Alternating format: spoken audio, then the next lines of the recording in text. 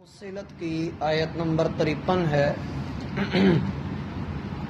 اللہ تعالیٰ کا فرمان ہے سنُریہم، ان قریب ہم ان کو دکھائیں گے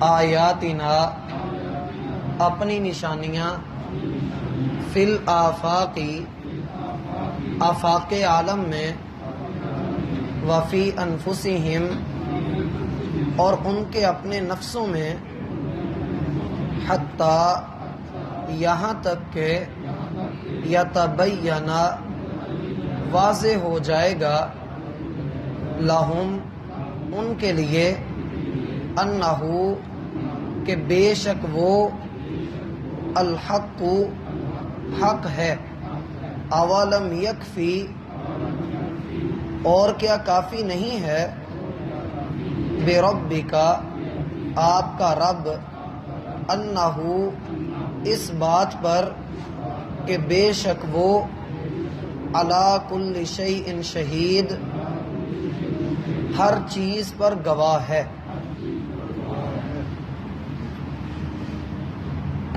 احباب گرامی، سورت کا بالکل آخری حصہ ہے۔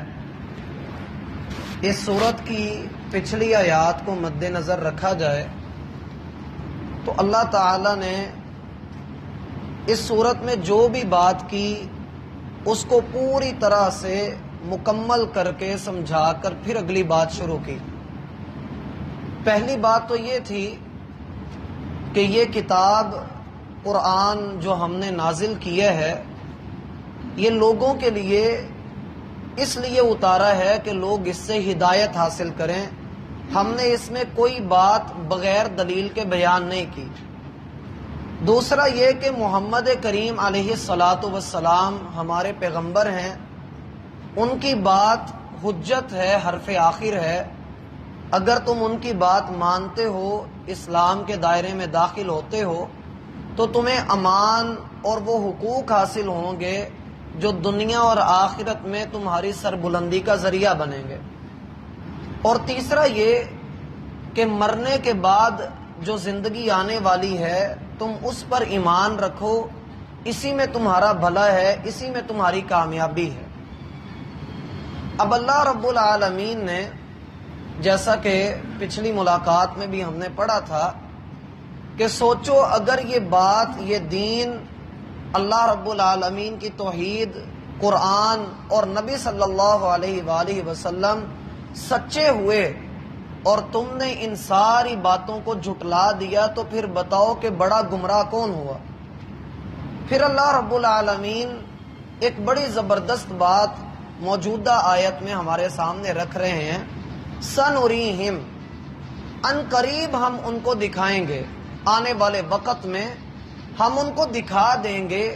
کیا دکھائیں گے؟ ہماری نشانیاں، ہماری بات، جو بات ہم بیان کر رہے ہیں وہ ابھی تو اس کو جھوٹا کہہ رہے ہیں، ابھی تو کہتے ہیں کہ پتہ نہیں کیسے ہوگا، کیسے مسلمان غالب آ جائیں گے، کس طرح سے اللہ رب العالمین ہمیں نشانیاں دکھائے گا۔ فرمایا سنُریہم، زیادہ وقت نہیں، بس تھوڑا وقت ہے، ان قریب، سین جو یہاں پر آپ پڑھ رہے ہیں آیت کا بالکل پہلا حرف ہے سنُریہم، یہ سین کا معنی ہے ان قریب، یہ سین کا معنی ان قریب ہے۔ اسی طرح سے قرآن میں سوف کا لفظ بھی آتا ہے، جیسے کلا سوف تعلمون، وہ بھی ان قریب کا معنی ہی ہوتا ہے، لیکن دونوں میں تھوڑا سا فرق ہے، وہ گرامر والے اس کو جانتے ہیں۔ سنُریہم، ان قریب ہم دکھائیں گے ان کو، آیاتنا، ہماری نشانیاں، فی الآفاقی، آفاق میں۔ آفاق، اس کے اہل علم نے اس آیت کی دو تفسیریں کی گئی ہیں۔ پہلی تفسیر تو یہ ہے کہ آفاق سے مراد دیکھا جائے کہ اللہ تعالیٰ نے اس قرآن کو کہاں پر اتارا، مکہ میں، مدینہ میں، یعنی جزیرہ عرب میں اللہ رب العالمین نے اس قرآن کا زیادہ تر حصہ مکہ میں اتارا۔ مکہ کے ارد گرد جتنی بستیاں ہیں اگر غور کریں تو دنیا، اس کا بالکل درمیانہ مقام مکہ ہے، جس جگہ پر خانہ کعبہ ہے وہ بالکل درمیانہ مقام ہے، سینٹرل پوائنٹ ہے۔ اللہ رب العالمین نے فرمایا فی الآفاقی، آفاق کا لفظ ارد گرد کی چیزوں کے اوپر آتا ہے۔ فرمایا سنوریہم آیاتنا فی الآفاق، ہم اپنی نشانیاں، اپنی باتوں کو سچا ثابت کریں گے مکہ میں اور مکہ کے ارد گرد۔ آپ دیکھتے ہیں کہ مکہ میں نبی صلی اللہ علیہ وآلہ وسلم نے تعلیم دی، لوگوں کو سمجھایا، لیکن جب نہیں سمجھے اللہ نے مکہ سے تھوڑا سا باہر نکال کر بدر کے مقام پہ بلا کے نشانی بتا کے دکھا دیا کہ دیکھو محمد صلی اللہ علیہ وآلہ وسلم سچے ہیں، اور فتح عطا کر دی۔ پھر بدر، احد، حنین، تبوک، فتح مکہ، کتنے غزوات ہوئے ارد گرد کے علاقوں میں، جس سے اللہ رب العالمین نے یہ واضح کر دیا کہ محمد رسول اللہ صلی اللہ علیہ وآلہ وسلم کی باتیں بالکل سچی ہیں۔ بھائی جب پڑھ رہے ہوں تو دھیان میری طرف رکھا کریں، کوئی آ رہا ہے جا رہا ہے آپ اس کی طرف دیکھتے ہیں، یہ اچھی بات نہیں۔ سنوریہم آیاتنا فی الآفاق، ہم ان قریب ان کو یہ نشانیاں دکھا دیں گے جو مکہ کے ارد گرد بکھری ہوئی ہیں، ہم ان کو وہاں پر لے کر آئیں گے۔ دوسرا معنی جو آفاق کا اہل علم نے کیا کہ آفاق سے مراد ہیں کائنات، سورج، چاند، ستارے اور موجودہ سائنسی دور۔ اگر سائنس کے دور کی وضاحت ہم دیکھیں کہ یہ سائنسی دور کب شروع ہوا، ایجادات کا ایک لمبا سلسلہ شروع ہوا ہے، یہ پچھلے 200 سال سے ترقی ہوئی ہے۔ بہت لمبی بھی چھلانگ ہم لگائیں تو ہم کہہ سکتے ہیں پچھلے 200 سال میں تحقیقات ہوئیں، ایجادات آگے بڑھی، انسان کو وہ باتیں پتہ لگیں جو پہلے دور کا انسان نہیں جانتا تھا۔ مثلا بجلی نہیں تھی اور نہ ہی تیز رفتار سواریاں تھیں، دنیا بھی گلوبل ولیج نہیں بنی تھی۔ اللہ تعالیٰ نے قرآن کے اندر جو سائنسی حقائق بیان کیے ہیں، مثلا اللہ فرماتے ہیں کہ پانی بخارات بن کر ہوا میں شامل ہوتا ہے، پھر اس میں بادلوں کے اندر اس پانی کو بھرا جاتا ہے، پھر یہی پانی اللہ بارش بنا کر اتار دیتا ہے۔ اللہ تعالیٰ یہ بھی فرماتے ہیں کہ زمین کے اندر کس طرح سے ہم کھیتی کو اگاتے ہیں اور کیسے اس کی فصلیں بنتی ہیں۔ اللہ یہ بھی فرماتا ہے کہ سورج اپنی حرکت کر رہا ہے، چاند کی منزلیں ہیں، ستاروں کا کیا مقصد ہے۔ جو سائنسی چیزیں اللہ تعالیٰ نے 1400 سال پہلے بیان کی تھیں، اس دور میں آلات اتنے زیادہ نہیں تھے کہ مکہ کے لوگ ان باتوں کو سمجھ سکتے، اس علم تک پہنچ سکتے۔ اللہ رب العالمین نے اس دور میں ایک حوالے سے تو ان کو سمجھا دیا کہ مکہ کے ارد گرد ہم محمد الرسول اللہ کو فتح عطا کریں گے، یہ اس دور کے حساب سے ان کو سمجھ آ گئی۔ موجودہ دور کے حساب سے اللہ تعالیٰ قرآن کی فتح کر رہا ہے کہ جتنی بھی سائنسی تحقیقات ہو رہی ہیں وہ ساری قرآن کے مطابق ہیں۔ قرآن ان میں سے ہر ایک کو بیان کر چکا ہے۔ آج کے دور میں اگر وہ لوگ یہ کہیں کہ ہم نے اپنے علم سے ایسا کیا اور مسلمان کو اس کو پتہ نہیں ہوتا اور مسلمان کہتا ہے کہ ہاں سائنس نے ترقی کر لی، اسے نہیں پتا کہ 1400 سال پہلے اللہ نے قرآن میں یہ باتیں بیان کر دی۔ تو آفاق سے مراد موجودہ سائنسی علم بھی اہل علم نے لیا ہے۔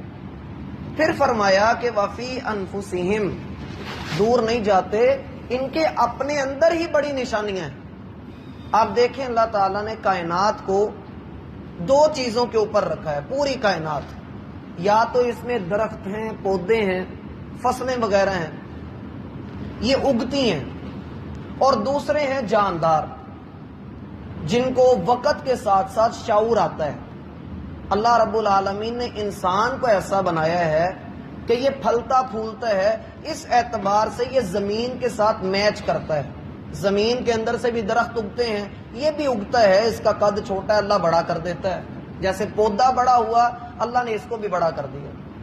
اور وقت کے ساتھ ساتھ جیسے جانوروں کے اندر شعور آتا ہے، اس میں بھی شعور آ گیا، اس کو بھی تکلیف کا احساس ہوتا ہے، سردی گرمی کا اسے بھی پتہ لگتا ہے۔ لیکن اس سے بھی آگے بڑھ کر اللہ تعالیٰ نے اسے عقل عطا کی، اور اس عقل کی بنا پر اللہ تعالیٰ نے اسے خیر اور شر کی تمیز سکھا دی ہے۔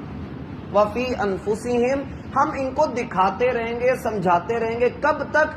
حتی یتبین لہم انہ الحق، حتیٰ کہ ان کے لیے واضح ہو جائے کہ یہی حق ہے۔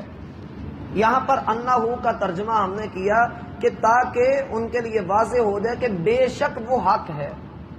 اہل علم کا یہاں پر بھی بڑا زبردست نقطہ ہے کہ یہاں پر وہ سے مراد کون ہے؟ آیا قرآن مراد ہے یا رسول اللہ مراد ہیں یا اللہ خود مراد ہے؟ اور حقیقت یہ کہ یہاں پر تینوں ہی مراد ہیں۔ ہم اپنی نشانیاں بیان کرتے رہیں گے، قرآن کے اندر اس قدر نشانیاں بیان کریں گے اور ایسی باتیں بیان کر دیں گے کہ ان کو پتہ لگ جائے گا کہ قرآن سچا ہے۔ ہم ایسے معاملات کر دیں گے، ہم ایسی دلیلیں اور ایسے حالات پیدا کر دیں گے کہ یہ ماننے پر مجبور ہو جائیں گے کہ محمد الرسول اللہ کی تعلیمات برحق ہیں، اور ہم ان کو ایسے دور کے اندر داخل کر دیں گے، ایسی نشانیاں ہم ان کو دکھائیں گے کہ جہاں ان کی سوچ ختم ہوگی وہاں ان کو احساس ہوگا کہ اس سے آگے اللہ ہی جانتا ہے، پھر یہ مان لیں گے کہ اللہ سچا ہے۔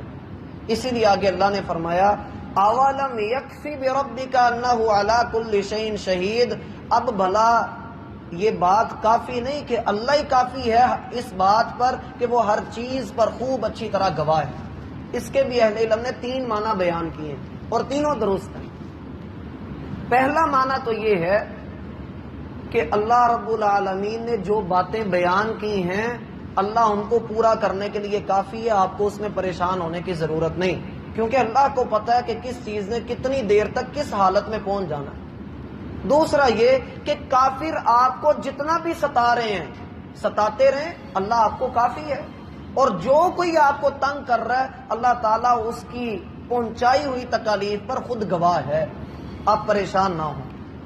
اور تیسرا معنی یہ کہ کافروں کے لیے بھلا اتنی دلیلیں اب کافی نہیں ہیں؟ کیا دعائیں کرنے کے لیے، حاجتیں پوری کروانے کے لیے اللہ کے سوا کوئی اور بھی ہے؟ کیا اللہ کافی نہیں ہے؟ اصل وجہ کیا ہے وہ اگلی آیت میں اللہ تعالیٰ نے بتلائی، پڑھیے، الا انہم، خبردار کہ بے شک وہ سارے لوگ، فی مریۃ، تردد میں ہیں، من لقاء ربہم، اپنے رب کی ملاقات سے، الا، خبردار، انہو، بے شک وہ، بکل شیء محیط، ہر چیز کو گھیرنے والا ہے۔ یعنی اصل چیز کیا ہے کہ ان کے دلوں میں تردد ہے۔ مریا کہتے ہیں ایسے شک کو جو انسان کو تذبذب میں ڈال دے، کروں کہ نہ کروں، مانوں کہ نہ مانوں۔ ایک کفر ہوتا ہے جس میں انسان مان ہی نہیں رہا، اور ایک ہوتا ہے شک جس میں انسان 50-50 پہ کھڑا ہے۔ اسلام اس کے بارے میں یہ ہمیں تعلیم دیتا ہے، ذالک الکتاب لا ریب فیہ، یہ ایک ایسی کتاب ہے جس میں شک کی، شبے کی کوئی گنجائش نہیں۔ اسی لیے فرمایا کہ یہ جو رب کو اپنے لیے کافی نہیں سمجھتے اور سائنس کے پرستار بنے ہوئے ہیں، اصل مسئلہ یہ ہے انہم فی مریۃ من لقاء ربہم، یہ قیامت کے دن کے ماننے میں تردد کا شکار ہے۔ کیوں؟ سائنس جو ہے وہ نظریے کی بنیاد پر ہوتی ہے، مشاہدے کی بنیاد پر، جو نظر آ رہا ہے اس کو مانو، جو نظر نہیں آ رہا اس کو نہیں ماننا، یہ سائنس ہے۔ لیکن اللہ رب العالمین کے ہاں ایمان یہ ہے کہ جو تمہیں نظر نہیں بھی آ رہا اس کو بھی مانو، پھر بندے کا ایمان اللہ رب العالمین کے ہاں کامل ہوتا ہے۔ اسی لیے اللہ نے پہلے سپارے میں پہلی آیات میں فرمایا الذین یؤمنون بالغیب، وہ لوگ جو غیب پر ایمان رکھتے ہیں۔ تو یہ لوگ تو اپنے رب کی ملاقات کے ویسے ہی منکر ہوئے ہیں، تردد کا شکار ہیں کہ پتہ نہیں ہوگی بھی یا نہیں ہوگی، اور پھر جہالت اتنی ہے کہ اگر ملاقات ہو گئی، یہ نہیں سوچتے کہ اگر ہماری ملاقات ہو گئی تو ہم کیا کریں گے، یہی کہتے رہتے ہیں کہ نہیں ہونی نہیں ہونی، یہ نہیں سوچتے، یہ اس فیکٹر کے اوپر غور نہیں کرتے کہ اگر ملاقات ہوگی پھر کیا بنے گا۔ اسی لیے فرمایا الا انہ بکل شیء محیط، جان لو، خبردار ہو جاؤ کہ اللہ ہر چیز کو گھیرے ہوئے ہے، کوئی چیز اس کی قدرت اور اس کے علم سے باہر نہیں۔ تو اللہ کی توفیق سے یہ صورت ہماری مکمل ہوئی۔ اللہ تعالی ہم پر اپنی رحمت کرے اور ہمیں اس کو سمجھنے کی توفیق عطا فرمائے اور اسے